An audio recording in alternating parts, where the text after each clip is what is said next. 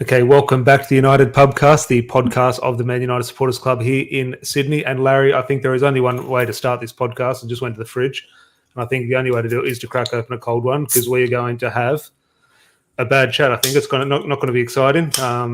When you lose a football match like that, it is a nightmare, especially the way we capitulated at the end. I just don't know what to make of it. We're going to dissect everything on and off the pitch, and I think more happened off the pitch. But just sum up your day for me this Sunday, where you're supposed to enjoy the rest of your weekend. But as usual, Man United have ruined it.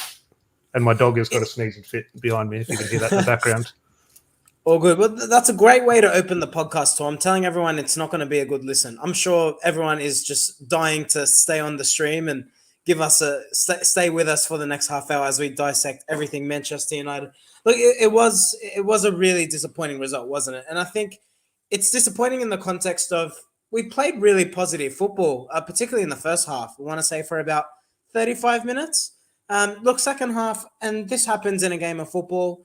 You will have a team that bounces back and has their own opportunities to, I guess, put their authority or their stamp on the game. But I just thought United managed it poorly. And this happens in a game of football, and that's completely fine. I don't expect Manchester United to dominate for 95 minutes. But what I do expect is when you concede a goal, particularly when you're 2-0 up, just manage the game. You're expecting your experienced heads, your quote-unquote leaders, if you can call them that, to just be able to manage the game, tell the players what they need to do. This isn't about formations. This isn't about tactics. This is what Ronaldo was talking about, Tom. This is all about mentality, and I think United, unfortunately, showed how fragile their mentality is. I can't hear a word you're saying. Oh, I'm on mute. Am I back now? Yep, all good. Apologies about that. Yeah, no, I think mentality is the word, sort of the buzzword. It's been control and pressing and everything under Ralph Rangnick. But since Ronaldo came out with his interview, it's been all about mentality and attitude, and rightly so. We'll just go to a few comments in the live chat, and there are a few in here. So if we don't get to all your comments throughout, my apologies, but do keep them all flying in, and we'll get to what we can. If you are in the live chat, please do leave a like on the video. As I said last time, you're holding your phone now. It takes 1 second to click like. No skin off your back. It really does help the channel. But just say hi to a few guys. Mike, as always, is here. Good to see you. Matt from the Supporters Club. How are we? I think Matt answers this question. Could be better. Yeah, definitely not the best of moods. I should say Matt Ryan saying bloody hell United. Dion here saying, I've said it before, this club is in trouble. I think it's more than trouble now. I think some of the things that have coming out hugely concerning. Scott here, good mate of ours from It's a Football Thing, Arsenal fan. Imagine my shock that an Arsenal fan is in here after a Man United loss, but you're more than welcome, Scott. Feel free to put your link to It's a Football Thing in the live chat. Antonio, always good to see you, mate. George as well. What a game to watch, outplayed in the midfield as usual. Well, it'll be interesting. If we didn't have those two sort of lapses in concentration and concede 2 goals, it will be very interesting to see what we made of the performance. Because as I said, there were parts that were a little bit better, but ultimately in midfield we did get. So to punish Trev here saying evening, lads, and Ahmad watching live from my shower. Lucky man. And football tragic, silly question. So look, we will try and get to as many your comments as we go, but we'll try and keep the chat flowing as sort of smoothly as possible. But feel free to get all your thoughts in as we go. And look, Larry, there is a lot to discuss, especially off the pitch, and I think more importantly off the pitch. Because when you lose a game like that, especially in the manner like that, it's frustrating, and you sort of think, okay, sell this player, the manager's no good, or we need this fix.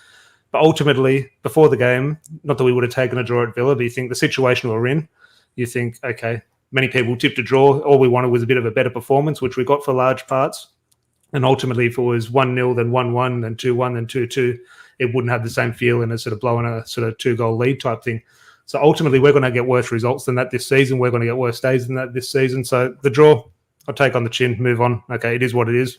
For half an hour, got a bit of a better sort of performance. So I'll take it. Disappointing, but I'll take it. What happened in the hours after the match with Ralph Rangnick and Anthony Martial? There's been a lot of low points, Larry, in the last 10 years, or coming on to a decade now since we last won the title. This goes close to a low point for me. And we'll get into that in a little bit. We'll dissect it later. But just in terms of that immediate aftermath of the game, this is a bad situation we're in at the moment. Yeah, it is. It is. Look, I don't know what to make of that. Where do we start? Do we start with the football match, or we'll leave Martial? We'll come to that. I think in terms of the actual game, I don't agree with the sentiment of United losing the midfield. I don't think it was typical in the case of, we lost the battle, or Aston Villa Yes, Aston Villa did pin United back, and I saw Ralph Rangnick's comments in the post game suggesting, whether he should have reverted to a back three or not. I don't really, I don't know why he's coming out and saying that. I don't think that does wonders for the squad. If you got your manager coming out and making comments like that, you're not sure of what you should do. How do you expect the players? You're giving the players an out almost, and I didn't like that comment from the German. But I think what's an issue for United, Tom, is they can't sustain a level of performance. As much as I love Nemanja Matic, our best passages of football this season have come when he's actually been on the field. But the issue is he can't put 90 minutes together, let alone back-to-back football matches. And I think ultimately the midfield is where United do fall apart. But how awful were our defenders today? I have to say, Rafael Varane, I haven't seen the player who played at Real Madrid, the guy who's won 3 or 4 Champions Leagues. I'm not seeing that player at the moment. He's highly at fault for the second goal, it has to be said. I think the fullbacks showed, whatever you think of Wan-Bissaka or Luke Shaw, I think Tellez and Dalot both play their part in both goals. So they're not clearly up to the standard if we want to be winning football games week in, week out. So the reality is, yes, there's a mentality issue, and should United be winning? Absolutely. But the caliber of players out there, the ones that are questionable, you're still wondering whether they're United quality. And the ones who you expect better from, like your Rafael Varanes, like your Freds, like your Nemanja Matic's, they're not at the races. So there's a lot going wrong at the moment. Well, you mentioned a lot of negatives, and there's no hiding from the fact there are a lot of negatives. But I do just want to touch on one positive, and obviously we'll touch on this further on if we do manage to get in a 3-2-1 voting type thing. But Bruno Fernandez, I think he made a huge difference, because the main reason he played in midfield. He didn't play as a number 10. He played alongside Fred in pretty much a number 8 role. And I think that is what stemmed the better performance. I think there was less distance between the lines.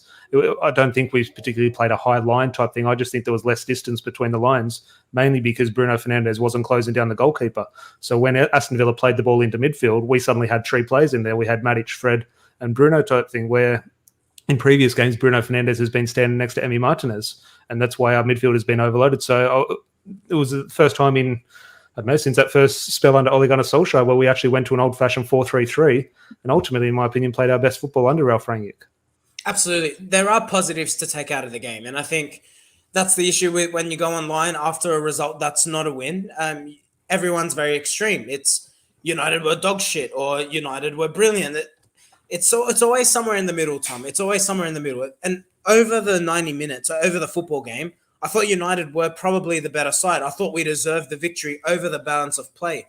But unfortunately, if you switch off in the Premier League, even if it's for 3 minutes, you can easily concede 2 goals, because there's no team that's poor enough. Gerrard goes home happy, unfortunately, and we're on here moaning and complaining. Well, the 2 words that always pop up, attitude and mentality, and there's 2 other sort of main topics I want to get into off the pitch, but we're talking on the pitch in regards to what obviously Cristiano Ronaldo has spoken about, and we've always spoken about, but we did need to hear it from the horse's mouth type thing, and someone behind the scenes, and someone who's actually experiencing it and sort of coming forth with an honest answer, which Cristiano Ronaldo did. But ultimately, you can throw away a game. Look, I'm sure Cristiano Ronaldo has been part of teams that have blown 2-goal leads or 3-goal leads. It probably happened at his first spell at United, that these things do happen from time to time. However, it wasn't a surprise. You could see when we did go 2-0 up, Aston Villa was starting it. And look, Aston Villa naturally were going to sort of get a bit of a foothold in the game. They had to gamble a little bit. So they're obviously going to be on the front foot and pin United back a little bit. But ultimately, it's no surprise, because every ground we go to, Larry, it's the biggest game of the season. Every single ground we go to. There might be 1 or 2 clubs who will try and convince themselves that someone else, probably Everton, maybe Liverpool's a bigger game, but Liverpool's definitely a bigger game for us. Arsenal and Tottenham will convince themselves they're the big rivalry between each other. I think when United are in town, United are the big game for them. But look, there's no hiding from Arsenal. Tottenham is a big game, but I think United is their biggest game. Aston Villa obviously is Man United. Is Aston Villa's biggest game. The away record we had last season, or whenever it was behind closed doors. We can't deal with this crowd getting on top of us. So a football game is a football game. But when you're playing for Manchester United, you have to be able to deal with the external factors, and that is the crowd getting on top of you. And Diogo Dalot's first touch today, we played it from kickoff out to Lindelof. Lindelof played it out to Diogo Dalot. Diogo Dalot, the ball bounced over his foot and went out. Now, ultimately, it didn't have an effect in the start of the game because we went on to actually start quite well. But it's those little things. You can't let the crowd get on top, because when the crowds do get on top of these players, we fold. As soon as Coutinho came on the field, that was, look, not to sort of take a piss against Aston Villa, but I'm going to say it was probably one of Aston Villa's biggest moments in the last 10, 20 years type thing. That's a huge moment for Aston Villa, Philip Coutinho coming on the pitch. So the crowd was buzzing. As soon as that happened, you felt our players almost go, oh, hang on, we're not really comfortable in this situation. And for a Manchester United player, you have to be comfortable in that situation, because for the last 30, 40 years, we have always been the biggest game of the season, no matter where we go. And these players just can't deal with it. Or some of the players can't deal with it. And I got to be honest, I think that there's just a genuine lack of quality. I'm almost sorry for coming on here and slagging off Fred. I wrote it in our group chat. If you can recall, around the 9th minute, United actually played out from the back really well. We were linking up passes. The players were coming short. There was a long option, and we were actually being able to get through Villa. Cavani plays a pass to Fred, heavy touch, and then they're on the counter-attack. And that's just down to a sheer lack of quality. I don't think Fred gets nervous. I actually think Fred believes he's brilliant. I think Fred thinks he has the ability of Ronaldinho. But unfortunately, he's just got a severe lack of quality. And I think it's a combination of what you're saying. Absolutely. I think we do have players who do get overawed, but we also have players who just simply should not be in Manchester United shirts, with all due respect to Fred.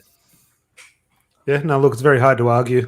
And what I want to do, we usually save the 3-2-1s towards the end of the episode, but we do have two sort of big talking points we do want to sort of dissect in a little bit of depth. So we'll go on to 3-2-1s, and just because there are no real sort of positives to cling on to, so I think it will be relatively short, and I think everyone's 3-2-1s will be kind of relatively similar, I think. So we will move on to 3-2-1s, Larry, just to almost get them over and done with. And in the live chat, please get your 3-2-1s in as we go, and we'll read as many out as we can. I think, Larry, ultimately it's a disappointing result, and the performance was okay at times, but then ultimately capitulated, which will affect the scores. I think it's pretty straightforward. I'll just give you my three off the bat. I thought Bruno Fernandez obviously played quite well with the 2 goals. I thought he was much better in that, not deeper role, but obviously in midfield. David De Gea again stood out. I'm not sure what the score would have been with De Gea with a few big saves. And ultimately, maybe he didn't stay on the pitch long enough, but I thought Anthony Elanga proved a difference compared to what we have seen on the left-hand side. I think he's worth a shout in ultimately a disappointing day. Yeah, I definitely agree with Bruno. I actually thought Greenwood was quite good. Greenwood would have got points for me, but ultimately, when you do lose, I kept saying lose the game. Antonio pulled me up on it. When you do draw the game like that, he was wasteful, and not wasteful in a bad way. He wasn't missing sitters or anything, but he got into positions where you think, not that he should have scored, but you think usually he does score from there. And ultimately, when you sort of when that does prove costly, I'm not saying he cost us the result, but yeah, maybe he should have put 1 or 2 of those away, and we're having a different discussion. So I'm not saying he lost us the game. Yeah. It's a tough one with Greenwood. I think subconsciously I don't want to give De Gea points because I know he's running away with it. I know that's awful of me. I know it's not fair. He did play well. I didn't think any of his saves, while they were good, I didn't think. No, Matt made two really good saves. One from Ramsey, who's the player I said in the preview. I thought he's really good in the FA Cup game. He's a player. I like him. And look, obviously, it looks like Man United aren't going to sign anyone now. And I'm not saying go out and sign Ramsey, but in terms of the profile, in terms of we do look at current players who are not at the end of their career, but at the end of the big contract and the situations they find themselves in. Ralph Rangnick has spoken about getting players on their first big contract. So I'd like to see the next year or two of that Ramsey guy and see what he does. But continue with your 3-2-1s. Look, I think I do agree with you. I'm almost tempted to swap Elanga and De Gea, if I'm being honest. I thought the saves were good. I think if I can just be a fair critic here, I think De Gea's distribution puts pressure on the way we play with the ball. In saying that, he digs us out a lot. So that's where I'm a bit split. I thought there were times today where his distribution was quite poor.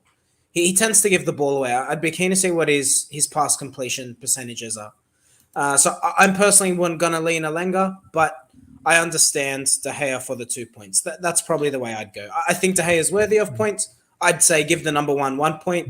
But have I convinced you? Am I making a compelling case here? Well, I'm just looking. I just threw up all the 3-2-1s in the live chat. And look, everyone has gone Bruno for 3 points, and the majority do have De Gea for 2 points. So what I'll do for you, Elanga and Greenwood, you can toss up a point. Who gets the point there? Because a lot of that, it's 50-50 between Elanga and Greenwood for 1 point there. I'd edge towards Elanga. I thought he did less wrong than Greenwood. What I thought Elanga, he proved a point. He tried to take his chance. He got his chance and he did the most to try and take isn't it?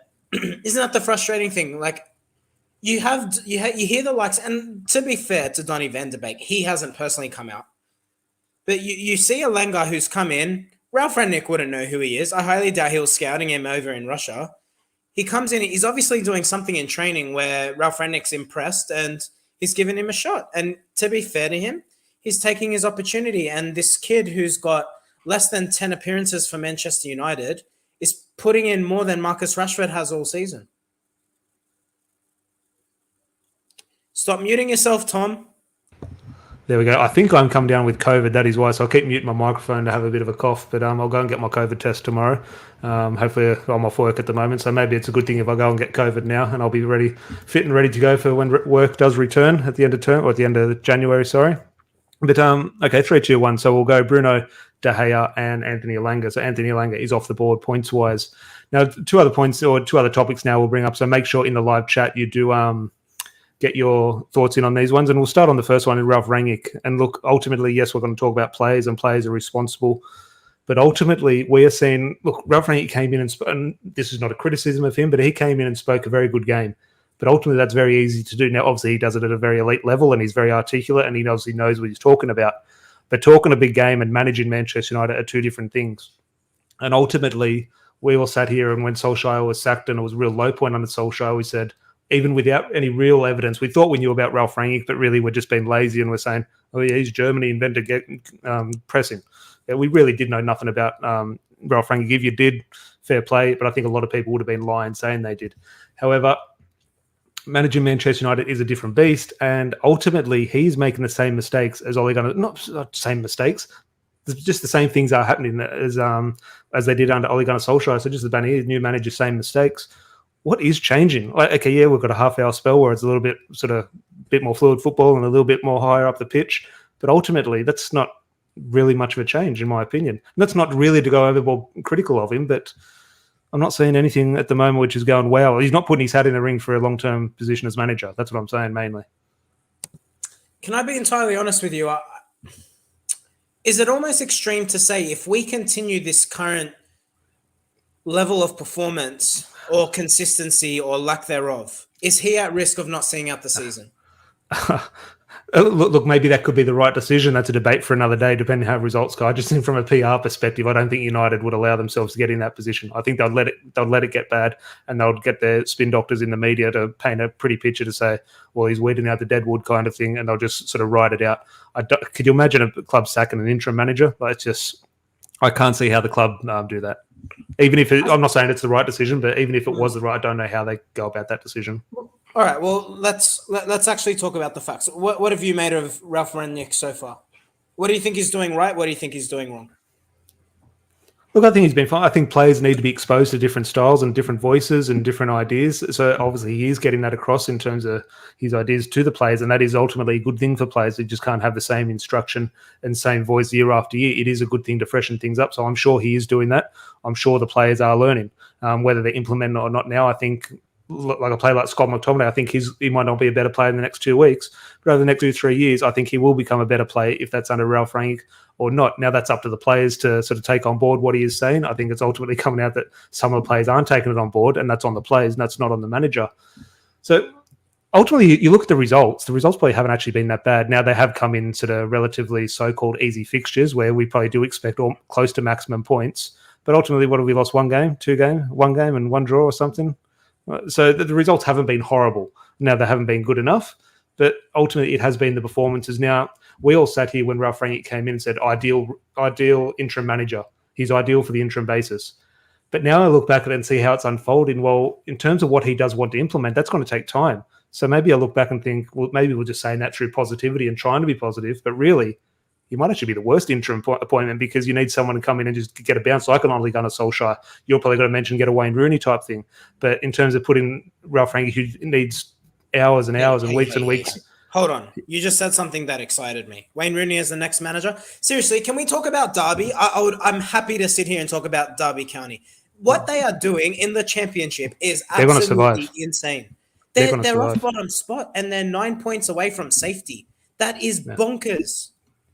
Well, in the live chat, let us know. Look, this is jumping ahead of ourselves. We're not saying Wayne Rooney to be the next Manchester United manager. If he does keep Derby up, And look, we've seen this. Okay, Ole Gunnar Solskjaer had no Premier League, or he did have Premier League experience, but he had no experience at the elite level to take over the Manchester United job, but we all still wanted it. We've often learnt, when we now learn from that mistake, would you be happy to almost do the same thing with Wayne Rooney, even though we have been burnt before? It's an interesting one. But continue on, Larry, sorry. If you brought Wayne Rooney, all right, hold on. I know this sounds nuts, okay? I'm doing a little bit of this tongue in cheek. He is my favorite United player. I've got a frame of him signed in my bedroom. I love the guy. I think there is a situation where you could do it, but I think if you were going to do it, you would need a sporting director, a consultant. You'd want someone experienced who can almost be that ear for him to bounce off of. Look, he's not.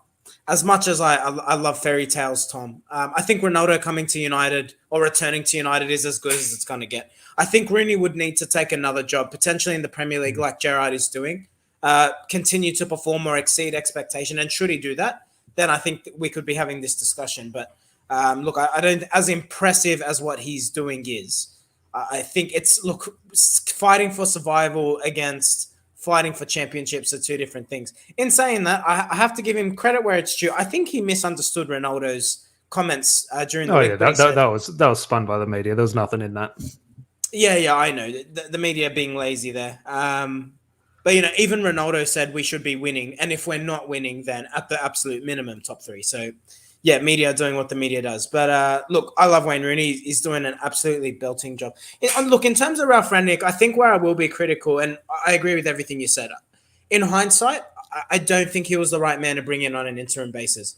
The other thing, and to be honest, this is something that I emotionally got caught up in as opposed to looking at the facts. He hasn't been in football. He's been a football manager 1 year in the last 10 years. And that was, I think, 2 seasons ago when he was the manager at Leipzig. Outside of that, hasn't managed since, I think, 2011 with Schalke when United versed him. So it was the main concern we did have. We said, okay, he understands football. He might be a good coach. He might have great scouting networks. He can talk a big game. And that's not critical of him, but these are all things. Managing a big club. That's something. Absolutely. Something we were almost critical of Jose Mourinho. Jose Mourinho had managed every big club in world football. And we almost looked at him and said, well, he's never managed a club like Man United. Sort of thing. So could you imagine a manager like Ralph Rangnick? And again, that's not to be critical of him, but it's just the fact that, and obviously that time out of the game is all, the game does move on, especially in England. So it's an interesting one. Anything on Ralph Rangnick before we move on to Ralph Rangnick is obviously part of the next discussion as well. But I did see a comment here. One of the issues, which I think is a very basic issue, but is obviously something that does sort of pop up and sort of relevant. So he's not wrong here. Powell's saying here, Rangnick way too late with the subs. Donny van der Beek and Jesse Lingard on in injury time. That's what Ole Gunnar Solskjaer did. That's what Ole Gunnar Solskjaer was crucified for, and in my opinion, rightly so. Well, not crucified, but was criticised for. Ralph Rangnick was going to come in and be proactive with his substitutions. Well, he wasn't. Yeah, I thought there was an opportunity to put Donny on. I think Matic looked knackered. Probably around there was a cut scene to him. I want to say it was around 70-odd minutes. Whatever, it doesn't matter. Matic was knackered. Anyone could see that. I think if you wanted to keep control of the game, what Donny is good at is keeping the ball. So I think that would have been a good substitution to make potentially after the first goal's conceded, but he didn't react. And look, I think it was Antonio who mentioned it earlier. What's he doing different to what Solskjaer's doing? Solskjaer needed to go, absolutely. You can't lose 4-1 to Watford, 5-0 to Liverpool, and 2-0 to Manchester City in the manner that United did. But goodness me, I gotta say, I can't say I've been impressed with Ralph Rangnick. And the other thing, Tom, like you said, you need an immediate impact when you bring in an interim manager. It's almost about, it's what Ronaldo said. It's about the mentality. It's about bringing the group together. That's what an interim's there to do. It's about to maximize the level of performance from the players, not to blow up the system mid-season and try and get them playing a whole different style. I think that was criminal of him. He came in with the 4-2-2. We said after the first game, even against Crystal Palace, we didn't look good with the ball. Bruno Fernandez didn't look comfortable. And you've seen Bruno has put in his 2 best performances back-to-back in a long time, probably since the Newcastle game. And it's because he's being deployed centrally. So if I can see that, why is Ralph Rangnick, supposed football genius, taken so long to adjust?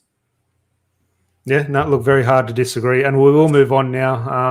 Again, if you are in the live chat and enjoying this, a little bit of a therapy session, please do leave a like on the video. That'd be greatly appreciated. And if you are new, if you could click subscribe. It really does help the channel, so we truly appreciate that. But as we said, a draw or a loss or performances or team selection, that can all be frustrating. That can all be disappointing. It happens every week. I'm not going to lose my shit over a draw to Aston Villa type thing. We've had far worse results than that, and we're going to have far worse results from that. But what I saw in the aftermath of this match, coming out from Ralph Rangnick, and then later on, a couple of hours later, Anthony Martial, I'm not sure if Ralph Rangnick has been notified of this yet, if he went to bed or not. But here, we'll just bring it up here. Ralph Rangnick versus Anthony Martial. Larry, I don't know where to start. As I mentioned at the start of the podcast, this is close to a lowest point for me in the decade. There was that Jose Mourinho Pogba situation where Jose Mourinho stitched him up in front of the Sky cameras at training. I thought that was a bad move, and I thought that was poor. But here's a manager calling out a player, and then 2 hours later on Instagram, that player calling out the manager. And this just stems back to the culture, which Ronaldo has talked about, Roy Keane has talked about, and why ultimately, in my opinion, nothing will change. Bring a Jurgen Klopp in, bring a Pep Guardiola in with great players. Ultimately, if the culture is wrong from the ambition set upstairs and the decisions made upstairs, you look at Anthony Martial's contract situation, which is a huge factor in this sort of situation. These are why these things come out. And Roy Keane, look at Anthony Martial's time at United. What did he say? He's been here 7 years. Has he had a Man United captain here for 7 years? Ashley Young was a captain for a lot of. Look, I like Ashley Young, but he didn't have that Roy Keane figure in the dressing room who would have weeded stuff out like this. And ultimately, that's down to recruitment. That's down to contract situations poorly handled by the club. And that's why I say, look, we've had a mix of good managers, good players, and bad players. We've had the complete mix over the last decade. Surely the good players would have worked at some stage, but they haven't. And it's because of the rot that is set upstairs. And ultimately, this is the end result. You see little squabbles like this happening in the media, not even on the media, in social media, which I think makes it 10 times worse. So I don't know what my first question to you here is. First one, whose side? Are you taking a side? I think I would maybe lean towards Ralph Rangnick, but ultimately we're not going to get the truth because Ralph Rangnick isn't going to back down. He's not going to change his story. Anthony Martial's not going to change his story now. So someone's lying. We're never going to get the truth. I'm just thinking, am I wrong to be back in Ralph Rangnick? Do we have to give the benefit of the doubt for Martial? But ultimately, when I did hear this, Larry, I hate using the word disgusted. If this is true and Anthony Martial has refused to play, if I refuse to go to work, I'll get sacked. If you refuse to go to work, you'd get sacked. Now, ultimately, they're not going to sack him because that's a huge financial decision. They won't get a transfer fee. Now, ultimately, the situation the club have put themselves in, they won't get a transfer fee for Anthony Martial, so you might as well sack him, in my opinion. But this is a mess. Talk to me, Larry. Yeah, this one's bad. I don't know what to make of it, to be honest. I can't take a side. I sat there this morning saying "fuck Anthony Martial," and then I saw his Instagram story. And if I'm being honest, Martial's probably the least active Manchester United player on social media. He doesn't post a hell of a lot, but he comes out and posts this one. So clearly the word got back to him, and clearly he got offended. So he felt the need to put something out there. I think if it was true, Martial can't come out and say that. I'd say it's somewhere in the middle. I imagine there's been a discussion. Martial's probably, I don't know, maybe there's a language barrier. By all reports, Martial's English isn't too good. Maybe he said some words in French, some words in English. Something will play. Something will play. Au revoir, I'm not sure. German and French don't quite correlate to the same language. And I think if they were both Portuguese and Spanish, it would have been an easier discussion. But clearly, Tom, there's been a communication breakdown. And United have gone one less player on the bench. That was another poor look. How can Manchester United not fill all 9 spots on the bench? Well, that's the thing. Ultimately, if this is a bit of a play in regards to a contract or a transfer, okay, I don't agree with it, but you can go, okay, extreme measures, you can understand it. But ultimately, he's sort of hurt the team here. Maybe we needed a striker. Maybe Edison Cavani, Mason Greenwood got injured. We needed someone to lead the line. And ultimately, he's hurt the team because we're down a player. Who are you going to throw up front? But has he hurt the team? Like that's the thing. I think we don't know, right? And if we had 3 injuries up front, Cavani, Alanga, and Mason Greenwood all got injured in the first half hour, you need a striker. He's hurt the team. It didn't result in that, but ultimately, in my opinion, he has hurt the team. I hear. Look, it's a difficult one.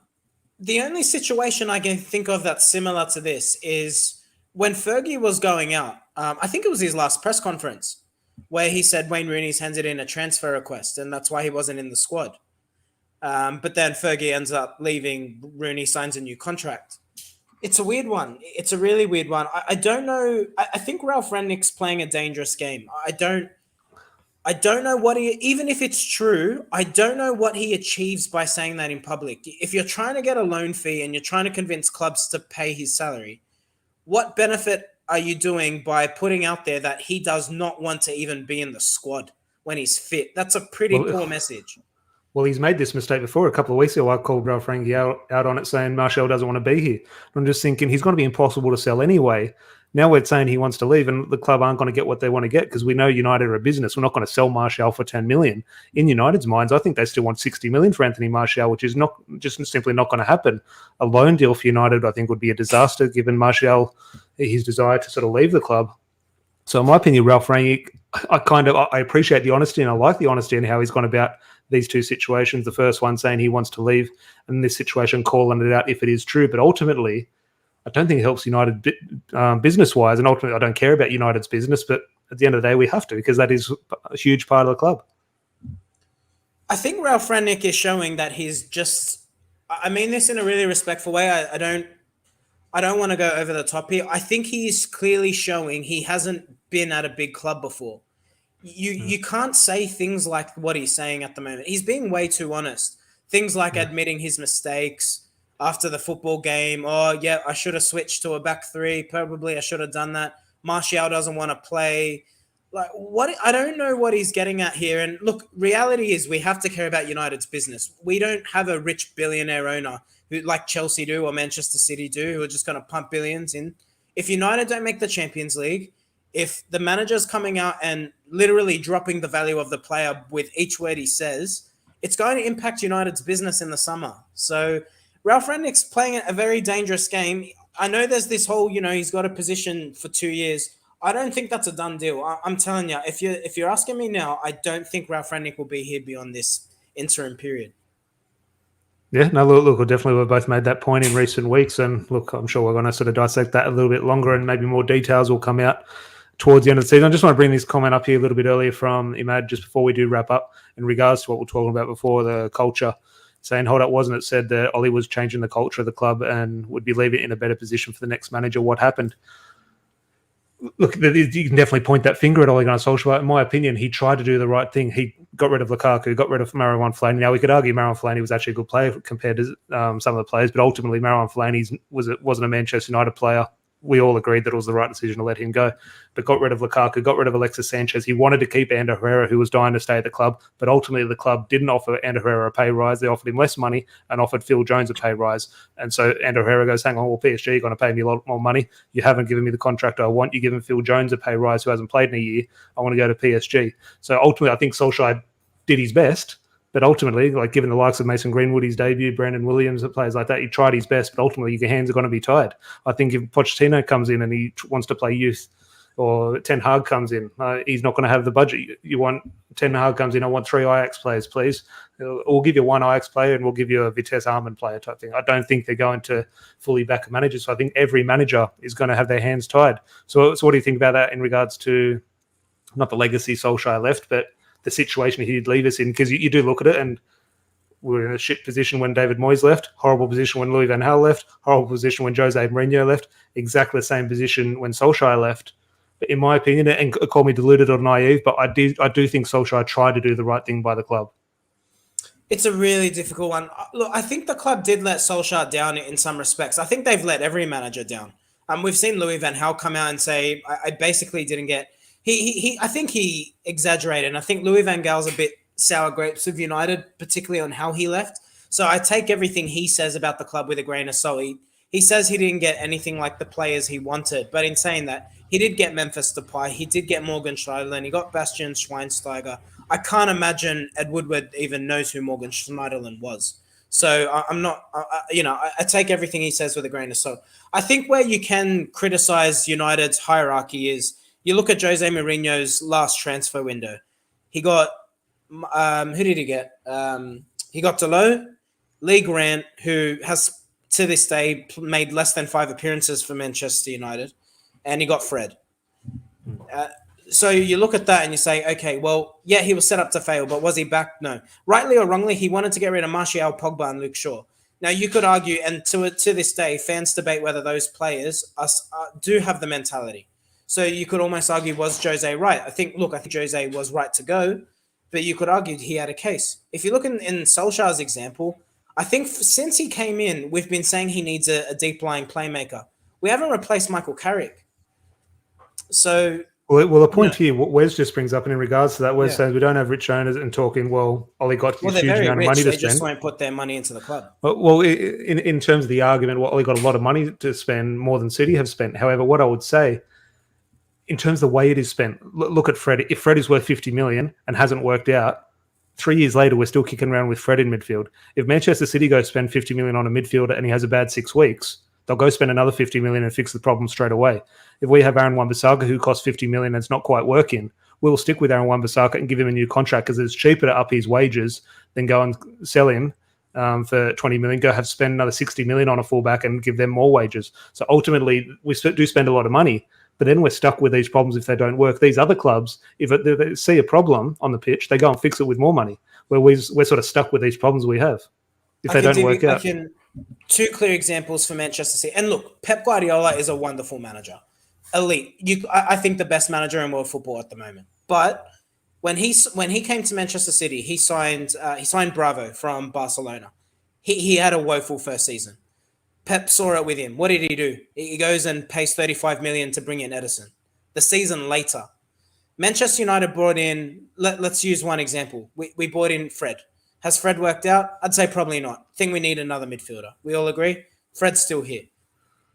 Harry Maguire. Everyone's saying we need another defender. He's still here. Who else we got? Martial. I think there's been criticism on Martial for a long time. He's still here.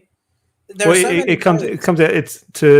You're completely right. It comes out. It's cheaper for the club to keep these players and just give them an extra 5% on their wages rather than go and spend on another player and pay them the same wages. That's an extra 50 million they have to spend. If they don't have to spend that transfer fee, we're stuck with players who aren't working out. Where football clubs designed and built for success, get rid of the players who aren't performing. We're rewarding the players who are performing. Like I go back to the Ander Herrera situation where Ander Herrera was not given a pay rise, even though Ole Gunnar Solskjaer was desperate to keep him. He was a key figure under Ole Gunnar Solskjaer in that first 6 months or 4 months, whatever it was. But ultimately, Phil Jones was given a pay rise after not playing. And Ander Herrera's going, hang on, this is not quite right. I will go to Paris. And look, Ander Herrera got a bad rap for that. And look, I would have liked to see him stay. It's not about the money for me, but ultimately, I'm not going to really criticise him for that. I love him back at United, but it's decisions like that where other football clubs are designed to fix problems and win. We're designed to sort of just manage the books.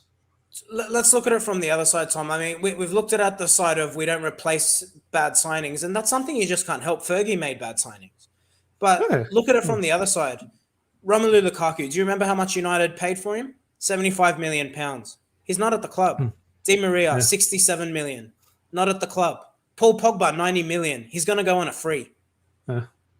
All the money that we've spent that's more than Manchester City isn't at the club or is about to leave the club. So it's so poorly spent, and that's clear. And that's the thing. You do look at whether it be a Paul Pogba, the contract situation should have been fixed 2 years ago to not, sell him for 60 million. Or if it's Angel Di Maria, sell him for what you got. Because you look at clubs like Liverpool. I remember when they sold Jordan Ibe. I think it was Jordan Ibe. They sold him to Bournemouth for like £15 million. Yep. We're selling players like Nani, Raphael, and Robin van Persie for combined £1.5 or £3 million. I'm just thinking we just can't sell players, and that's off the back of the stupid contracts we do give them for, you can sell a few shirts or you put a goal in the top corner on Derby Day. Okay, we'll give you this huge contract. And ultimately it does kill the club. We do think, the players do take responsibility, and ultimately they do. But if they put on these stupid contracts and that sort of does affect their motivation going forward, ultimately it does affect them on the pitch.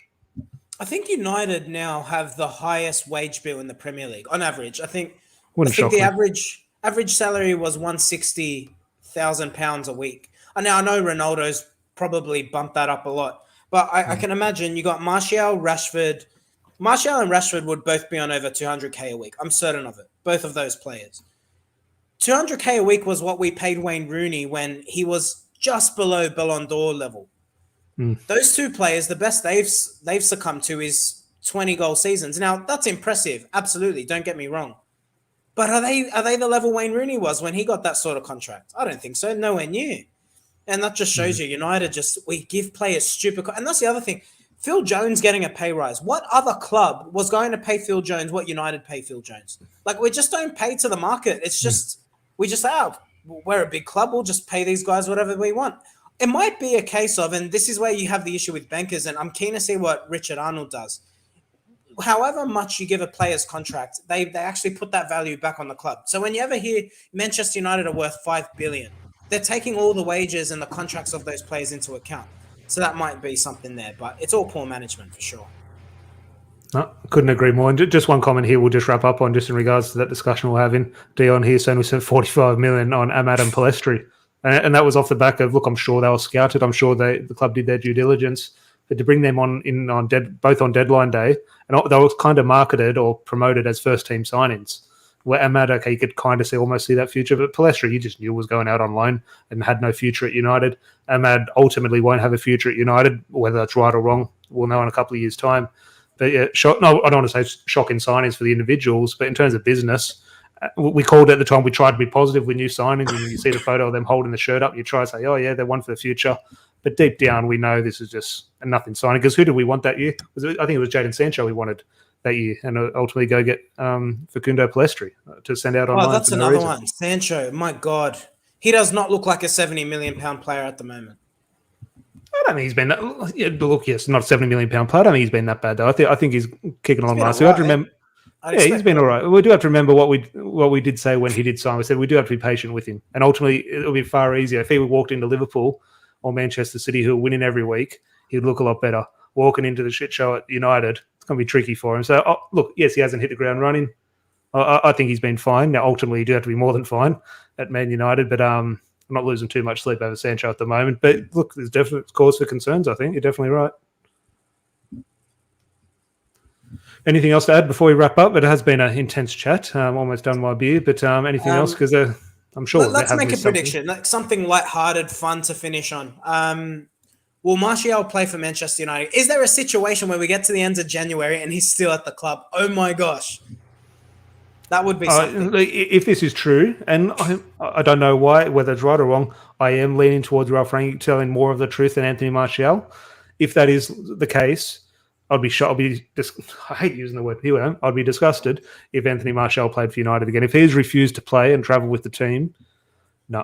For me, his goal against Liverpool now, whenever that comes on, I'll be flicking to the next channel type thing. His FA Cup goal against not Manchester City, it was the semi-final. Everton at Wembley, the winner in extra time. For me, they're just goals now. Those moments Anthony Martial gave us. He goes in for me, he goes into the category now of your Di Maria, Alexis Sanchez type thing. If he has refused to play, he goes straight into that category for me. Is that too harsh? I just realised we have to change our intro on the podcast now.